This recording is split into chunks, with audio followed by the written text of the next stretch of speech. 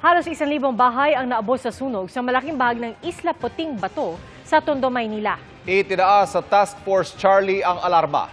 Pati mga helicopter at fireboat tumulong sa pagapula. At nakatutok live si Nico Wahe. Nico.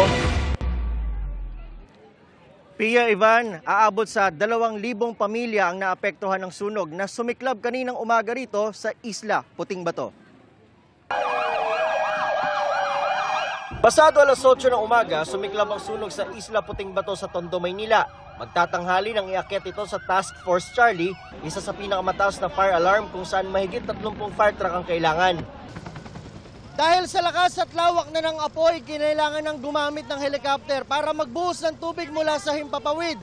2 helicopter ang nagpapabalik-balik kanina pa para sumalok ng tubig sa mismong dagat, saka itatapon at ibubuhos sa apoy. Dahil damay sa sunog ang mga bahay sa Manila Bay, nagpadala ang Coast Guard ng 4 na fireboats para magbomba ng tubig. Nagising kami, malaki na yung sunog. Hindi ko po alam, sir. Paano makabago ulit?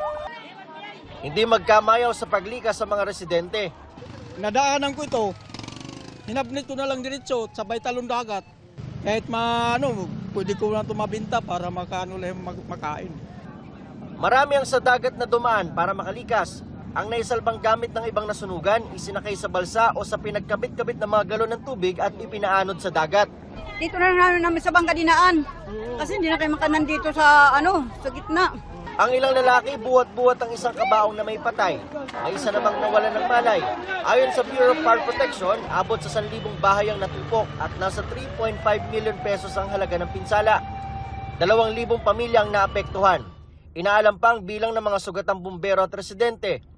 Nagsimula ang apoy sa ikalawang palapag ng isang bahay sa Purok 3 pero inaalam pa ang mitya ng apoy. Napakahirap po. Unang-una po ay yung daming unang tao. Pangalawa po ay yung kung ano po ang yari po ng kanilang mga bahay o most po ay yari po sa mga light materials po na madali pong magliyab o masunog po. Ang pangatlo po ay yung pong mga daan. Napakaliit po. Dahil nasa tabing dagat, malakas din daw ang hangin kaya lalong lumalaki ang apoy.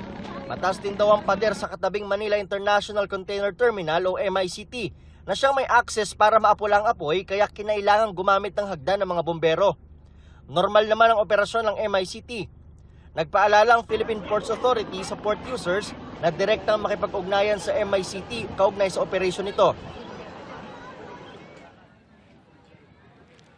PA Van, 4:07 ng hapon nang magdeklara ng fire out ang BFP, inatasan din ng DSWD ang kanilang NCR Field Office na agad tulungan ang mga naapektuhan ng sunog dito sa Isla Puting Bato.